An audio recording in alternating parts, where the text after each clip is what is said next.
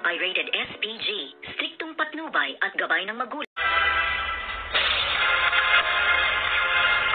Good morning and welcome sa aking munting channel. At dito nga ay naranasan na nga nitong si Tanggol at ng kanyang mga kaibigan ang malaimpyernong buhay sa loob ng correctional or ng seldang kanilang pinaglipatan, dahil nga hindi biro ang buhay sa loob nga ng correctional, dahil nandyan nga ang pinakamatitinding mga makakalaban or ang mga taong halang ang kaluluwa. At dito nga ay nahamon at nasubukan ang tapang at lakas nga nitong nila Tanggol, kung kaya't dito nga ay ipinakita nila na sila ay hindi uurong sa anumang laban at sila ay talagang lalaban habang sila ay malakas at nabubuhay dito nga sa loob ng correctional. At dito naman ay marami ding tao ang nagulat dahil nga hindi sila umuurong sa anumang uri ng labanan. At dito nga sa loob ng selda ay hindi nila alam kung sino ang tunay nilang kakampi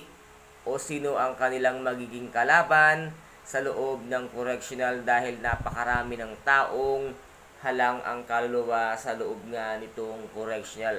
At ito namang kasal nga, sa araw ng kasal nitong si Ramon at ni Mokang ay muli na namang gumawa ng masama itong ang si Olga, at doon nga ay nagtanim nga siya ng isang bomba sa araw ng kasal nitong si Ramon. At buti na lamang at nakita nga ni Ramon ang bombang itinanim nga nitong si Olga, kung kaya't sinabi niya sa kanyang mga bisita na meron nga daw bomba, kaya't nagsipagtayuan at nagtakbuhan nga ang lahat dahil nga merong isang bombang nakatanim sa araw ng kasal nito ngang si Ramon at Mokang. At dito naman ay pasensya ka, sorry ka Olga, dahil hindi ka na naman nagtagumpay sa iyong maitim na balak para tapusin ang buhay nga ni Ramon kasama itong si Mokang, dahil walang maidudulot na maganda ang kasamaan ng iyong pag-uugali,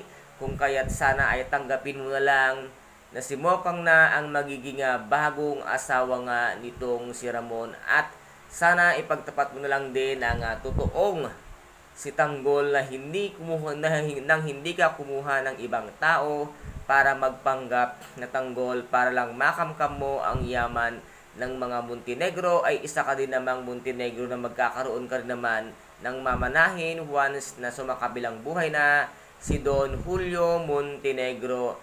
And guys, ito po ang ating pakaaabangan, ang mga exciting na kaganapan dito nga sa FPJ ang Batang Quiapo. At kung nagustuhan po ninyo ang aking video for today, paki-subscribe na lamang po ng aking channel, paki-like and share din po para maging update kayo sa lahat ng gagawin kong video. Maraming salamat, ingat, God bless, and bye-bye!